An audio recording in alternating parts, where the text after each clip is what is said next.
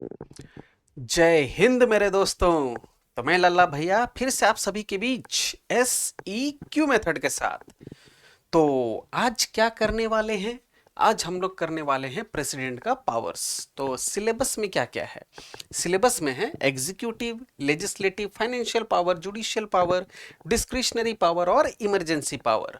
और इस वीडियो में एग्जीक्यूटिव और लेजिस्लेटिव पावर को करने वाले हैं। तो ये तो पता चल गया सिलेबस। तो एक्सप्लेनेशन और क्वेश्चनिंग किया जाए तो चलो आगे बढ़ते हैं। तो ये है पहला एग्जीक्यूटिव पावर्स। तो प्रेसिडेंट का जो एग्जीक्यूटिव पावर्स है, तो सबसे पहले तो वो एग्जीक्यूटिव हेड है। तो तो जितना भी कॉन्स्टिट्यूशनल पोस्ट है उसका अपॉइंटमेंट कौन करेंगे? प्रेसिडेंट करेंगे। तो वो पोस्ट कौन कौन सा है वो कैसे याद रखना है? वो प्यारे जी को देख के याद रख लो। ये है प्यारे जी, इनका नाम है, क्या नाम है इनका? इनका नाम है प्यारे जी। और इनकी जो वाइफ हैं धर्म पत्नी जी, वो क्या बोल रही हैं प्यारे जी को कि प्यारे जी जाइए एसी लाइए। तो ठंडा के सीजन में एसी का फरमाइश है, तो प्यारे जी जाइए एसी लाइए। तो ये क्या है? कॉन्स्टिट्यूशनल पोस्ट है। कॉन्स्टिट्यूशनल पोस्ट कैसे हो गया? कैसे हो गया देख लो कैसे हो गया। तो पी का मतलब होता है यहाँ पे प्राइम मिनिस्टर, और जहां पर प्राइम मिनिस्टर होंगे वहां पे काउंसिल ऑफ मिनिस्टर भी होंगे। तो prime minister and council of ministers are appointed by the president of India. G stands for governor. तो हर एक स्टेट के लिए, हर एक स्टेट में क्या है? गवर्नर है। तो इनका भी अपॉइंटमेंट कौन करेंगे? प्रेसिडेंट करेंगे। फिर जे से क्या हो जाएगा? जजेस, चाहे वो चीफ जस्टिस ऑफ इंडिया हो या चीफ जस्टिस हो हाई कोर्ट का, या कोई भी जज हो सुप्रीम कोर्ट और हाई कोर्ट का, they all are appointed by whom? They are appointed by the president of India. ठीक है, ऑल द जजेस of supreme court and high court. A से क्या हो जाएगा? Attorney general of India. Attorney general. तो attorney general है क्या? अटॉर्नी जनरल तुम्हारा लीगल एडवाइजर बोल सकते हैं गवर्नमेंट का। ठीक है, बस इतना ही जानो। तो attorney general is also appointed by हुम? Bye the president of India. सी से कैग, CAG, कैग।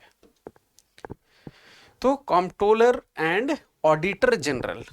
तो घर में जैसे पूछेंगे कि इस साल कितना खर्चा हुआ, ये हुआ, थोड़ा बताओ, तो मम्मी फटाक से बता देगी ना, हाँ इतना पैसा आया था, इसमें इतना खर्चा हुआ, तो ऑडिट करके बता दी ये सब हुआ है। तो पूरा देश का कौन देखता होगा तब? उसके लिए भी तो कोई पोस्ट है ना। वही पोस्ट का नाम है controller and auditor general of India. तो इसका भी अपॉइंटमेंट कौन करते हैं? प्रेसिडेंट करते हैं। और ये एल क्या है? ये लेफ्टिनेंट गवर्नर। और ये किसके लिए रहते हैं? स्टेट के लिए। सिर्फ गवर्नर हो जाएंगे तो स्टेट के लिए, और लेफ्टिनेंट गवर्नर होंगे तो ये हो जाएंगे यूनियन टेरिटरीज के लिए। ठीक है, ये फर्क है। गवर्नर स्टेट के लिए और लेफ्टिनेंट गवर्नर जो है वो यूनियन टेरिटरीज के लिए। आई hope the appointment part is clear. प्यारे जी जाइए एसी लाइए, और पावर्स, एग्जीक्यूटिव पावर्स हो गया। तो लिखना कैसे है अगर स्ट्रक्चर टाइप में आए तो प्रेसिडेंट क्या है? वो तो हेड है ऑफ द एग्जीक्यूटिव। और जहां अगर रियल हो जाता है तो रियल जहां हो जाएगा वहां प्राइम मिनिस्टर, क्योंकि president is the nominal head. क्योंकि जितना काम काज होता है वो कौन करते हैं? President along with the council of minister. बस नाम आ जाता है किनका? प्रेसिडेंट का। इसलिए रियल एग्जीक्यूटिव हेड किनको बोला जाता है? प्राइम मिनिस्टर को। और सिर्फ अगर एग्जीक्यूटिव हेड हो तो प्रेसिडेंट। ये याद रखना है। तो all executive orders of the union are issued in his और हर नेम। तो जितना भी अपॉइंटमेंट है prime minister and council of minister, तो प्यारे जी का पी, गवर्नर का प्यारे जी का जी, फिर चीफ जस्टिस जाइए, फिर attorney general A, controller and auditor general C, AC लाइए, है ना, एसी लाइए तुम्हारा यहाँ पे हो जाएगा lieutenant governor and the chief commissioner for of the union territories. तो ये तो हो गया ऑल टाइप्स ऑफ अपॉइंटमेंट्स, और भी है बट इतना ही कर लोगे तो बहुत है। और है कि जितना भी यूनियन मिनिस्टर्स हैं they are individually responsible to the president. इसका मतलब क्या होता है कि वो अपना ऑफिस में कब तक रहेंगे, जब तक प्रेसिडेंट चाहेंगे। अगर प्रेसिडेंट चाहे तो उनको हटा भी सकते हैं, बट कौन हटाएंगे, जब प्राइम मिनिस्टर बोलेंगे कि प्रेसिडेंट साहब जी हटाइए उसको, काम वाम ठीक से नहीं कर रहा है। तो ये भी याद रखना है, आगे प्राइम मिनिस्टर चैप्टर में भी इसको फिर से पढ़ेंगे, तो अभी देख लो ताकि नेक्स्ट जब वो टॉपिक आएगा तो ज़्यादा प्रॉब्लम नहीं होगा कि all the union ministers are individually responsible to the president. सब अपना काम के लिए खुद जिम्मेदार रहेगा, प्रेसिडेंट जब भी बुला सकते हैं क्या कर रहा है, and hold office during the pleasure of the president. नहीं तो क्या होगा, they can be removed from their office by the president, but किनका एडवाइस होना चाहिए, प्राइम मिनिस्टर। ये नहीं लिखोगे तो रॉन्ग हो जाएगा पूरा, तो इसलिए लिखना बहुत जरूरी है, on the advice of the prime minister. I hope the powers are clear. अब चलिए क्वेश्चनिंग में, तो चलो आगे चलते हैं क्वेश्चनिंग में। The president is the head of the dash, can you do it? Yes sir, President is the head of the executive. Second is all executive orders of the union are issued in the names of executive orders. किसका नाम पे issue होता है? Can you do it? Yes. आगे होगा President.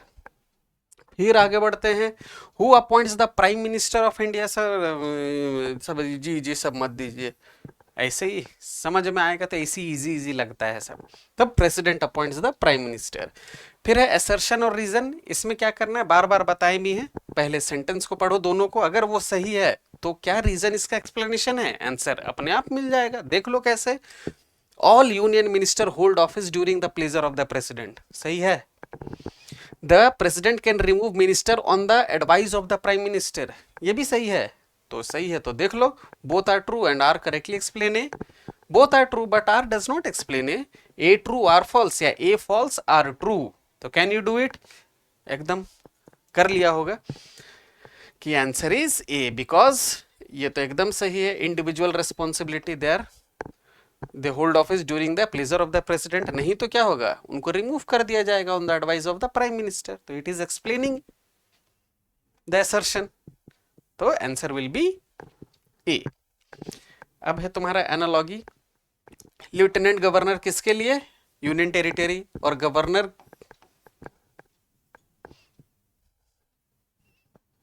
Sound नहीं आ रहा है, बोल नहीं रहे थे, स्टेट, नेशन, डिस्ट्रिक्ट या पंचायत, तो हो जाएगा क्या,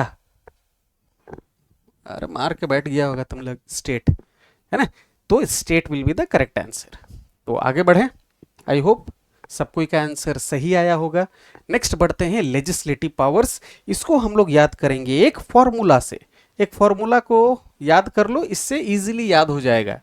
क्या हो रहा है, ये जादू हो जा रहा है।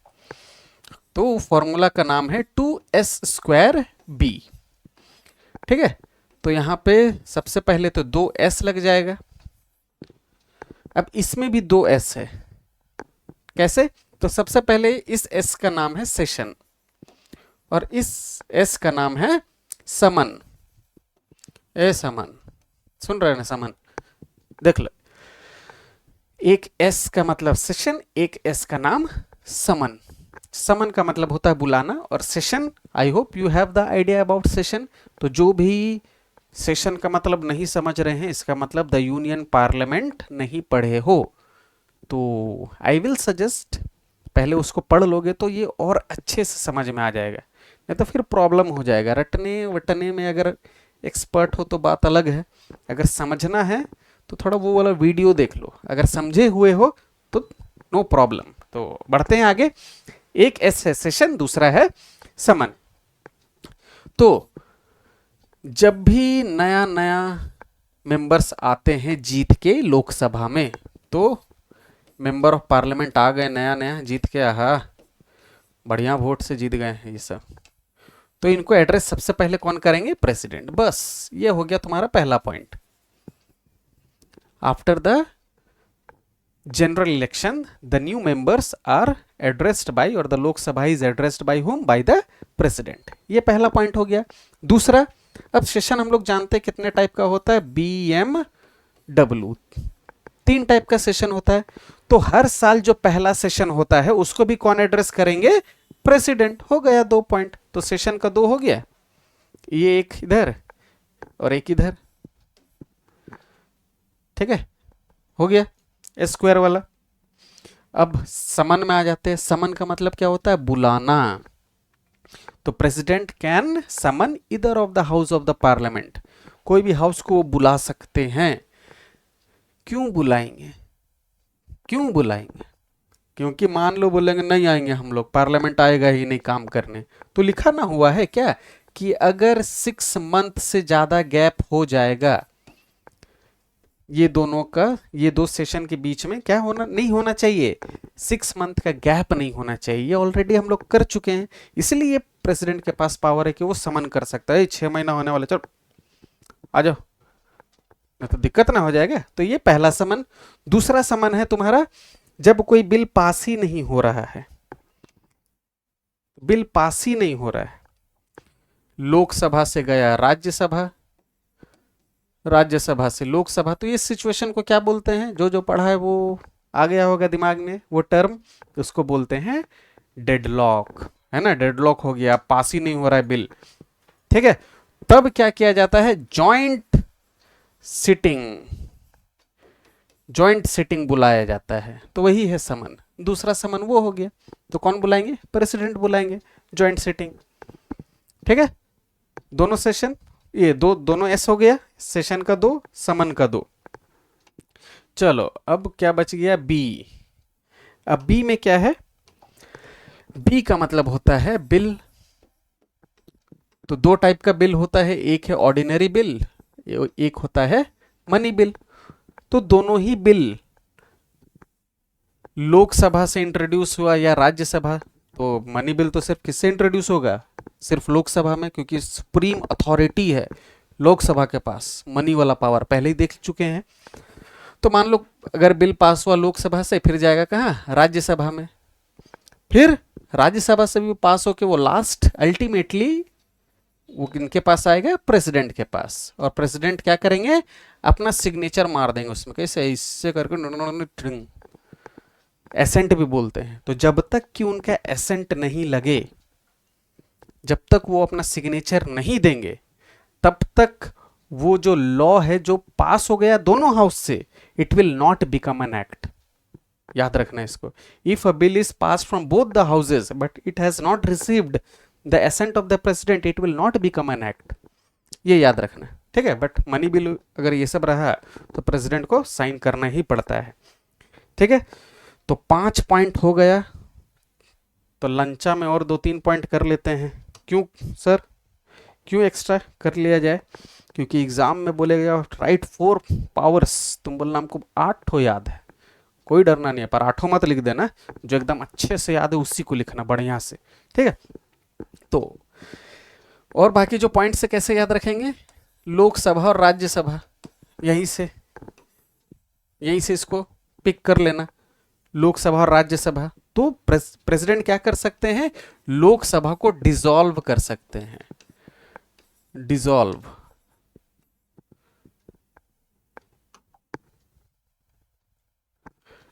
President can dissolve the Lok Sabha. But यहां पर भी बट है, जब तक प्राइम मिनिस्टर उनको बोलेंगे नहीं वो नहीं करेंगे। On the advice of the prime minister only the president will dissolve the Lok Sabha, बस इतना याद रखना। And can order fresh election. और राज्यसभा के साथ क्या कर सकते हैं, उसको भी डिसॉल्व करेंगे नहीं, क्यों नहीं करेंगे, जल्दी बोलो, बहुत बढ़िया, परमानेंट हाउस है तो करेंगे क्या, 12 मेंबर्स जो नॉमिनेट होते हैं ना, राज्यसभा वाला में पढ़े थे, the 12 members are nominated by the president, वही ये पावर है, legislative power of the president. 12 members are nominated, जो अपना फील्ड में एक्सेल कर दे उन्हीं को नॉमिनेट करते पढ़े थे, ठीक है। फिर से लास्ट, बस और एक लास्ट वाला, नहीं चलेगा सर बिना लास्ट वाला बोले, इतना हो गया है, 6-7 पॉइंट हो गया, 5 उधर का, इधर 2, 7 पॉइंट। लास्ट वाला पॉइंट इसलिए जरूरी है क्योंकि यहां से तुम्हारा ऑब्जेक्टिव टाइप क्वेश्चन आ जाता है, ठीक है, वो किससे रिलेटेड है तुम्हारा? ऑर्डिनेंस। ये टर्म को भूलना मत, ऑर्डिनेंस। तो ऑर्डिनेंस क्या है? Ordinance is a temporary law, temporary है ये। तो ये इशू कौन करते हैं? प्रेसिडेंट करते हैं। So the ordinance is issued by the president. ठीक है, और प्रोमुलगेटेड, ये टर्म भी कहीं कहीं मिलेगा तुमको। Ordinance are promulgated by the president. Ordinance है क्या? टेम्पररी लॉ है। इशू कब किया जाता है? जब पार्लियामेंट सेशन में नहीं होता है। When the parliament is not in session, then the ordinance is issued by the president. ये याद रखना है। चलो, पास हो गया, पार्लियामेंट नहीं था तो ऑर्डिनेंस पास हो गया, टेम्पररी लॉ पास हो गया। तो फिर तो आएगा ना पार्लियामेंट, आ जाए पार्लियामेंट, फिर तो आ जाएगा पार्लियामेंट। चलो आ गया, तो इस ऑर्डिनेंस का क्या क्या होगा? इस ऑर्डिनेंस का बताओ क्या होगा? ये ऑर्डिनेंस टेम्पररी है ना, ये परमानेंट बन सकता है। हाँ, कैसे बनेगा? अगर पार्लियामेंट जिस दिन आई और 6 हफ्ता का अंदर अंदर, विद इन 6 वीक, अगर ये ऑर्डिनेंस पास हो जाता है तो वो बन जाएगा परमानेंट एक्ट। अगर नहीं तो वो क्या हो जाएगा? वो एक्सपायर हो जाएगा। बस इतना ही याद रखना है। ठीक है, ऑर्डिनेंस क्या हो सकता है? परमानेंट बन सकता है। कब? अगर उसको पार्लियामेंट का अप्रूवल मिल जाता है। ठीक है, पर वो एक्सपायर हो जाएगा। क्यों? अगर वो 6 हफ्ता में पार नहीं हुआ तो। बस, you are ready with 7-8 points. तो चले क्वेश्चनिंग में चलते हैं। चलो ठीक है, अगर लिखना है तो देख लो कैसे लिखना है। The first session of the parliament after each general election. तो ये वाला सेशन हो गया तुम्हारा।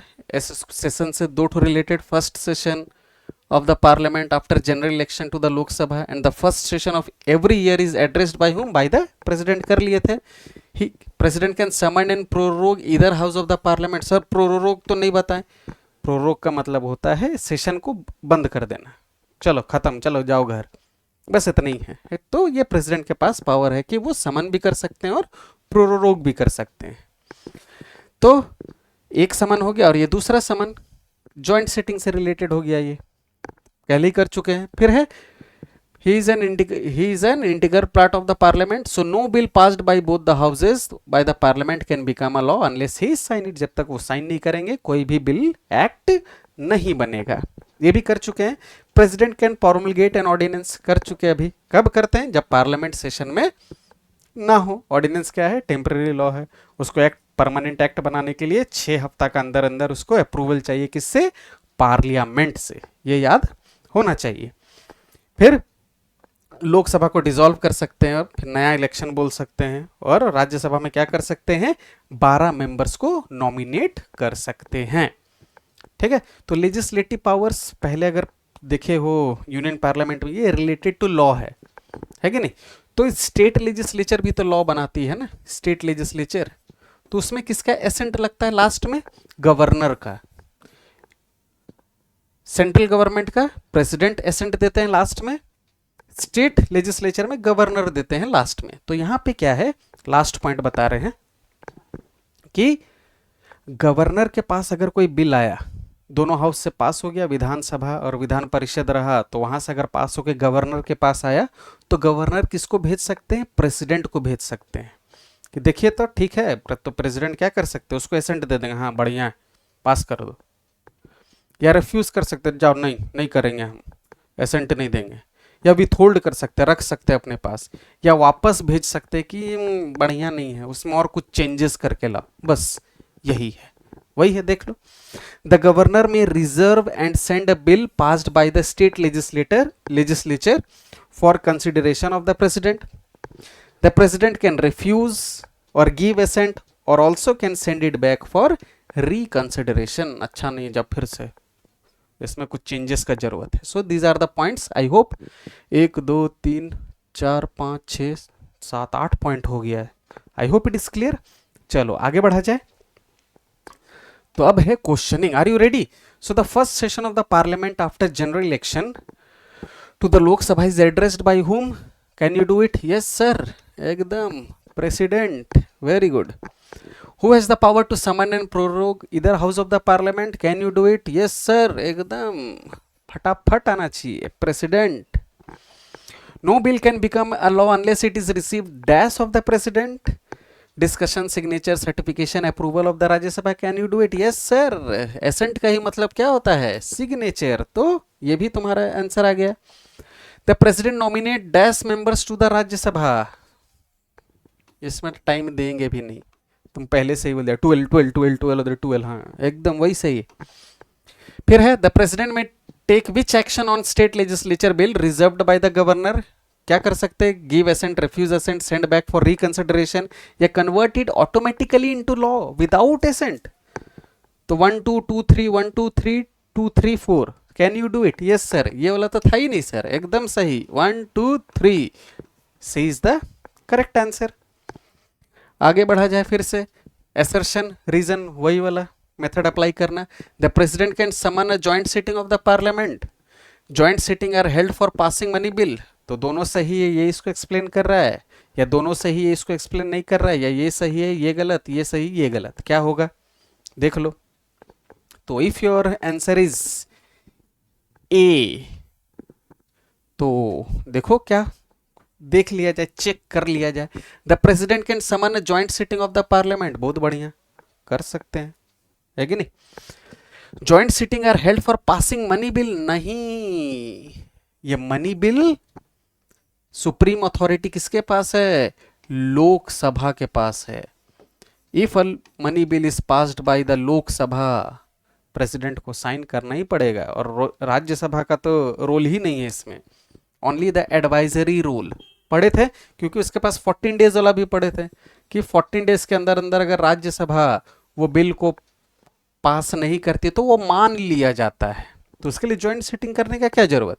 तो सेकंड वाला तो रॉन्ग है पूरा, तो your answer will be C, A is true, R is false. चलो बढ़ा जाए आगे। If Lok Sabha and Rajya Sabha fail to agree on a bill, fail हो गया कोई बिल में, मतलब पास करने में, तो प्रेसिडेंट क्या करेंगे? तो बिल में यहां मान लो ऑर्डिनरी बिल कर देते हैं, ठीक है। Reject the bill permanently, president क्या करेंगे? रिजेक्ट कर देंगे।